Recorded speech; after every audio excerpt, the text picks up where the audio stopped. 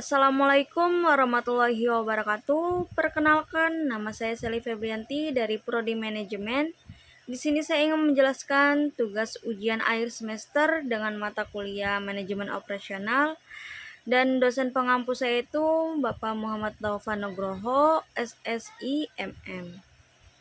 Mari kita simak-simak apa itu ERP dan MRP. Lalu di sini ada pengertian MRP.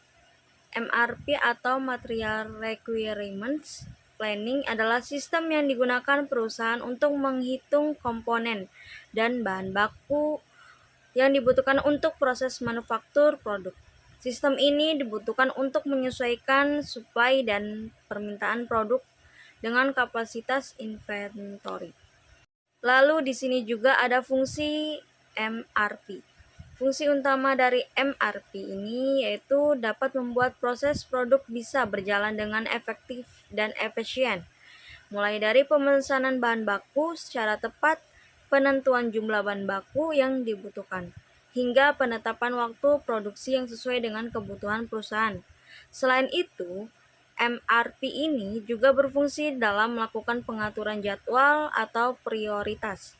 Sistem akan secara otomatis melakukan pemesanan bahan baku secara tepat ketika barang yang sedang dibutuhkan.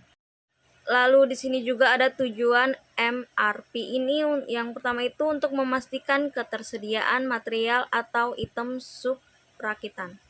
Lalu yang kedua itu untuk mengidentifikasi waktu yang diperlukan untuk memperoleh dan mengirim material. Yang ketiga itu untuk mempertahankan tingkat inventaris minimum. Lalu yang keempat itu merencanakan aktivitas unit yang berkaitan dengan manufaktur secara keseluruhan. Lalu yang kelima itu mengurangi biaya persediaan. Lalu yang terakhir itu meningkatkan kinerja pemenuhan material. Lalu di sini juga ada manfaat MRP ini, yaitu ada mampu untuk meningkatkan pelayanan perusahaan terhadap konsumen yang berujung pada meningkatnya kepuasan pelanggan terhadap perusahaan. Lalu juga ada fasilitas dan tenaga kerja yang dimiliki perusahaan dapat dimanfaatkan secara lebih efektif dan efisien. Lalu juga ada pembuatan rencana dan penjadwalan pembelian bahan baku dapat dilakukan dengan lebih optimal.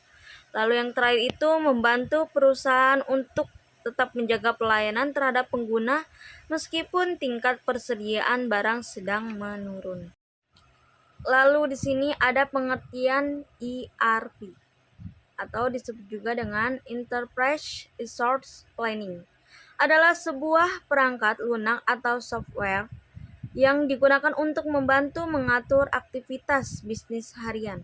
Aktivitas yang dapat diatur menggunakan ERP ini mencakup namun tidak terbatas pada pembukuan, manajemen proyek, dan manajemen dan kepatuhan risiko.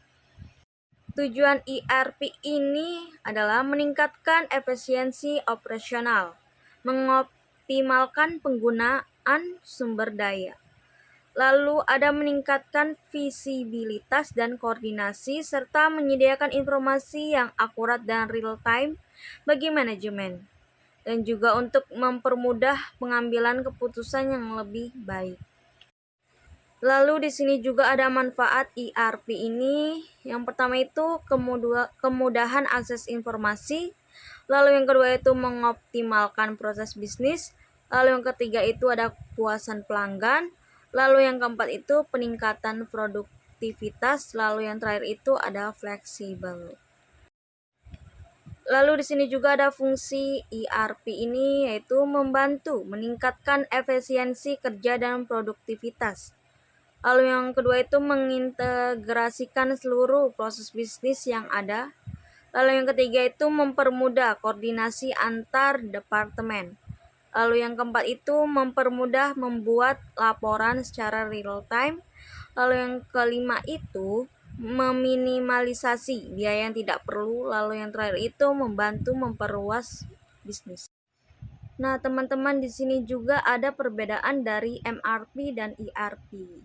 Kita simak-simak baik-baik ya teman. Kita masuk ke MRP dulu, yaitu ada input. input ini di bagian tengahnya ada master production schedule-nya itu order masuk ke master production schedule, lalu forecast jadi masuk juga ke master production schedule.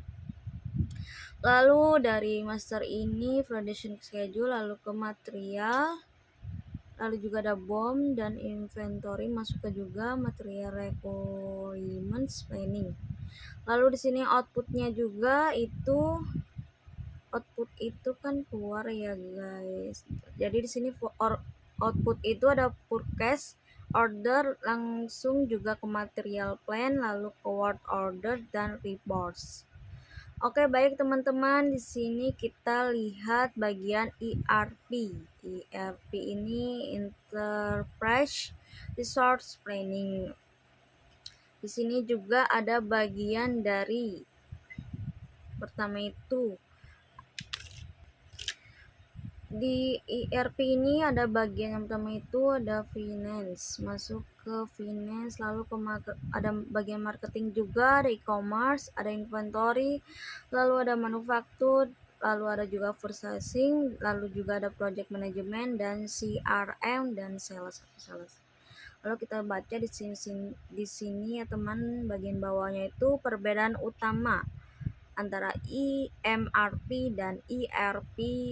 ERP adalah cangkupan, fungsionalitas, dan lingkup penggunaan. MRP hanya fokus pada manajemen, persediaan, dan produksi. Sedangkan ERP ini mencakup hampir semua aspek bisnis, termasuk manajemen keuangan, manajemen sumber daya manusia, manajemen proyek, dan manajemen rantai pasokan.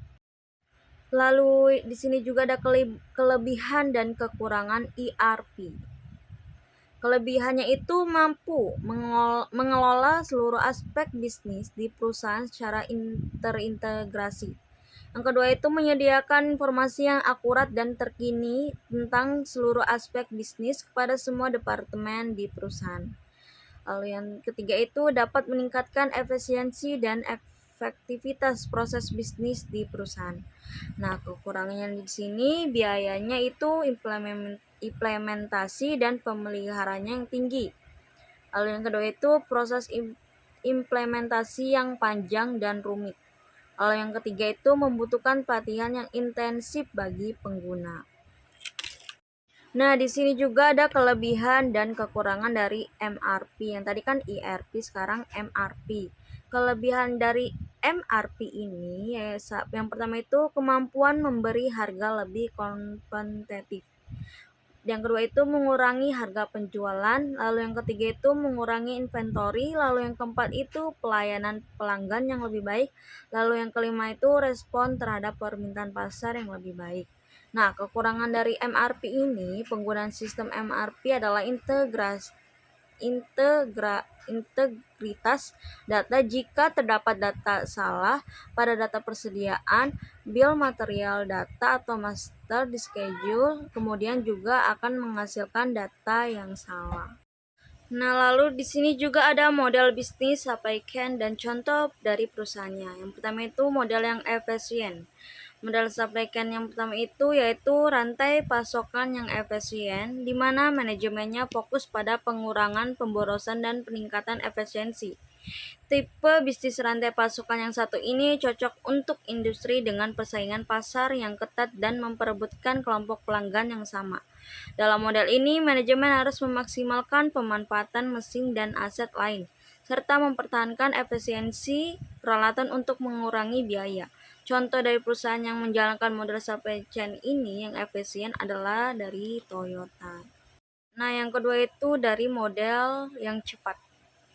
Adalah model supply chain yang cepat ini atau fast scan dan dikaitkan dengan produk dengan siklus hidup pendek. Sesuai namanya, model rantai pasokan yang satu ini mengutamakan pengiriman cepat dan tanggap terhadap perubahan penawaran atau permintaan. Kemampuan utama yang mendukung berjalannya manajemen bisnis supply chain ini antara lain waktunya singkat dari ide ke pasar, tingkat akurasi ramalan yang maksimal untuk mengurangi biaya mediasi pasar dan efisiensi end-to-end the end untuk memastikan biaya yang terjangkau bagi pelanggan. Contoh dari perusahaan yang menggunakan model fast scan ini adalah Peritel pakaian Zara.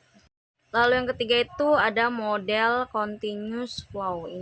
Model continuous flow ini yang prosesnya adalah memastikan aliran informasi dan produk berjalan berkelanjutan.